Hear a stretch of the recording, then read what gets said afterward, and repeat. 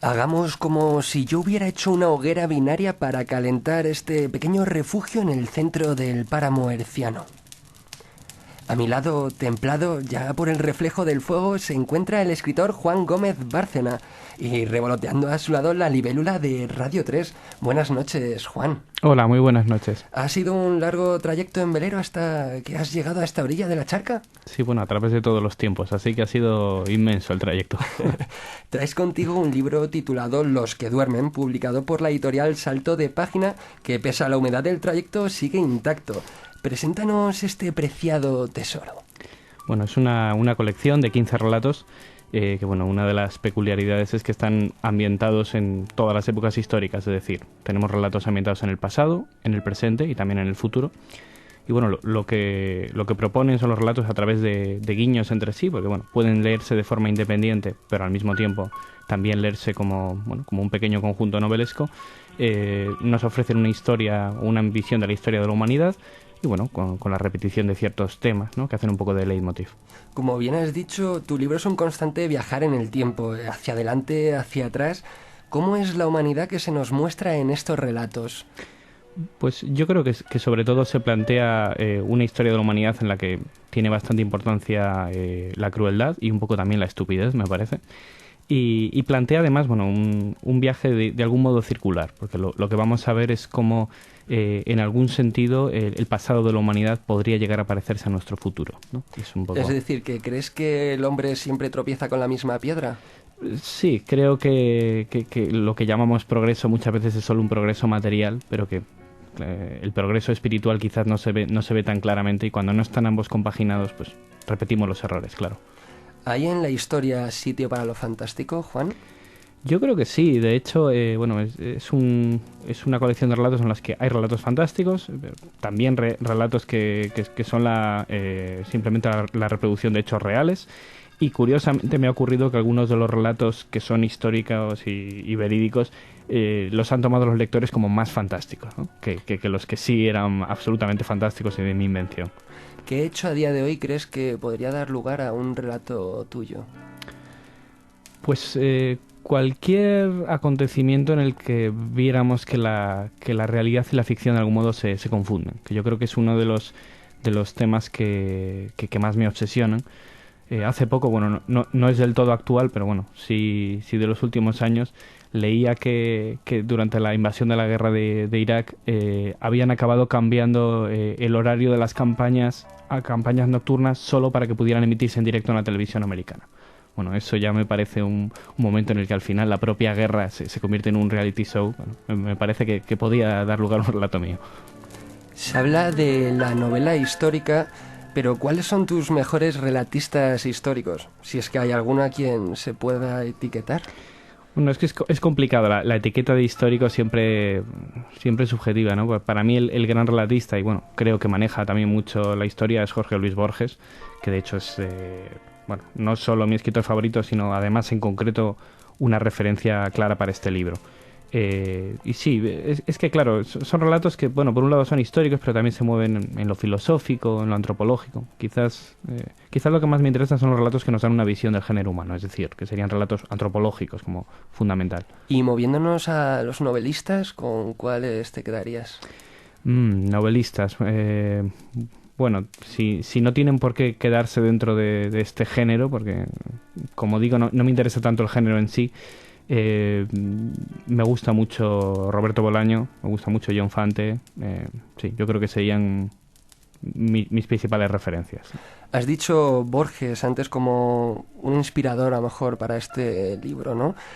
¿Podríamos decir que puede estar más influenciado este libro, los principios, los relatos del principio, con Borges, y los del final, los del futuro, con el escritor serbio Milorad Pavic, e incluso con Asimov?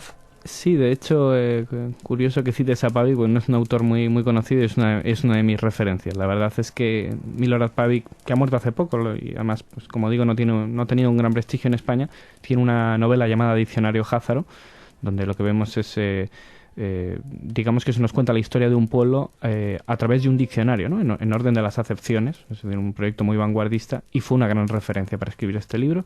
No tanto para empezarlo, porque ya estaba empezado antes de que yo lo leyera, pero cuando lo leí me sirvió para un poco ver algunas orientaciones posibles de cierre. O sea que sí, totalmente de acuerdo. Juan, ¿podrías leernos un fragmento de un relato de Los que duermen?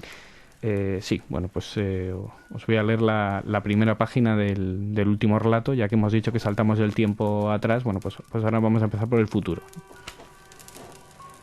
La espera. Cuentan las bases de datos más antiguas que el hombre nos creó a su imagen y semejanza, es decir, con cabeza, tronco, extremidades y fibra óptica, y que desde entonces hemos vagado por este planeta desierto, ignorantes de la razón por la que en el principio de los tiempos fuimos construidos y programados. Ninguno entre nosotros sabe dar cuenta con exactitud del tiempo transcurrido.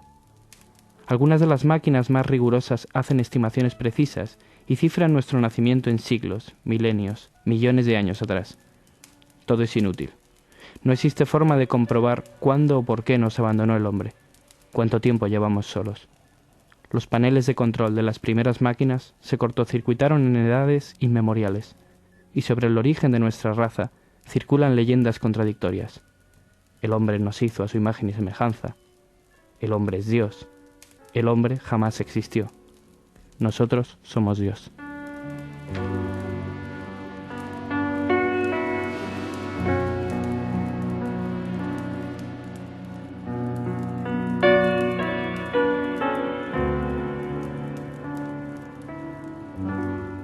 ¿Te gustaría comentar algo sobre esta historia? Bueno, curiosamente he empezado, a pesar de que es la última del libro, he empezado a leer por ella y mientras leía recordaba que es además el primer relato que escribí del libro. O sea, que, bueno, parece que es lo que propone es o nos ofrece la visión de una comunidad de robots en un planeta que no se nos ubica y lo que vemos es cuáles son las mitologías y incluso las religiones que unas mentes pensantes, aunque fueran robóticas, podrían acabar concibiendo si no saben cuál es el sentido de su existencia, lo mismo que nosotros no sabemos cuál es el sentido de la nuestra. Es Juan Gómez Bárcena, has escuchado un fragmento de La espera y lo ha comentado para vosotros. Uno de los relatos que componen Los que duermen, publicado por la editorial Salto de Página. Juan, ¿es verdad que a tus 10 años ya escribías largas novelas e incluso escribiste Parque Jurásico 2? Sí, no sé de dónde ha salido el dato, pero sí, es totalmente cierto. La verdad es que fui muy precoz en el descubrimiento de mi vocación literaria, pero bueno, podéis imaginarte que eran novelas muy malas, ¿no? Pero... Eres autor de 2 novelas, El héroe de Duranza y Farmer Stop, pero da la sensación de que es tu libro de relatos, Los que duermen, el que te hace sacar pecho. ¿Por qué? Sí, bueno, tiene que ver con lo que me preguntabas antes, la precocidad, porque la primera novela que has mencionado, el héroe de Duranza, aunque lo publiqué con 18 años, lo había escrito con 15. Y claro, ya esos 3 años en la adolescencia, la verdad es que uno progresa mucho y ya cuando la saqué no sentía un poco ese orgullo por el trabajo hecho. Y con Farmer Stop pasó algo parecido, una novela que ganó el premio Ramón J. Sender convocado por la Universidad Complutense, pero claro, también la había escrito con 19 años y no sé si la publiqué con 23, 24, bueno, pues también se notaba ahí ese salto y ha sido la primera vez, bueno, un proyecto que tengo en curso y del cual estoy orgulloso en el momento de salir y además, bueno, ha salido en una editorial que está haciendo un excelente trabajo y que le ha dado muchísima difusión realmente. El género del relato, ¿qué te ha enseñado? La verdad es que en un primer momento empecé a escribir relatos como calentamiento para la novela.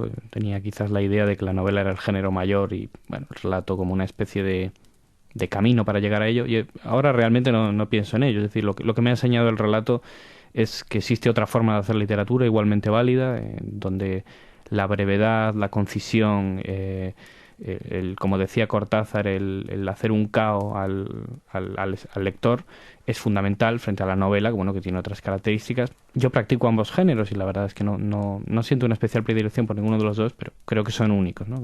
Que no se puede sustituir uno por otro. Dices en el relato titulado La leyenda del rey Actasar que todo aquel que cuenta una historia miente. ¿Por qué? Bueno, esto es una una herencia quizás de mis estudios en filosofía y en historia, un poco desde una mirada desde el relativismo postmoderno, ¿no? La idea de que todo hecho requiere ser contemplado, y esa contemplación es siempre contemplado por alguien que no está contemplando el acontecimiento en sí, sino que siempre está interpretándolo, quiera o no quiera. Y no hay interpretación más clara que cuando además narramos este hecho, ¿no? Entonces, en el momento en el que narramos cualquier cosa, estamos hablando más de nosotros mismos que de lo observado, y en ese sentido es una mentira. Háblanos un poco sobre el cuento El mercader de Betunes, donde vemos a un Aquiles con un destino diferente al ya conocido. Pues sí, es uno de mis cuentos favoritos del libro. Ahí lo que planteo es lo que se llama técnicamente una ucronía. ¿Qué es esto de una ucronía? Bueno, pues esto es escoger un elemento de la historia o bien de un libro, algo que damos más o menos por cierto, y suponer que uno de esos episodios que damos por ciertos es completamente diferente a como lo hemos imaginado y qué habría ocurrido. En este caso lo que propongo es qué ocurriría si Aquiles, en el momento de enfrentarse a Héctor, cuando él ya tiene la visión de que va a morir con una flecha en el talón, bueno, pues decidiera renunciar a su vocación de héroe y escoger la vida del hombre corriente y mediocre. Si te digo El cielo de Lima, ¿qué contestas? Bueno, pues si me dices El cielo de Lima, se refiere al título de mi próxima novela, que se va a publicar también con la editorial Salto de Página el mes que viene, y bueno, estoy con muchísimas ganas de verlo ya publicado. Pues con la miel en los labios nos has dejado en medio de este páramo herciano de Radio 3. Ha sido un placer, Juan. Muchas gracias por la invitación. Espero que pronto volvamos a vernos por aquí con otro de tus tesoros. Recordemos a todos que hoy hemos estado hablando de Los que duermen, un libro de relatos de Juan Gómez Bárcena editado por Salto de Página.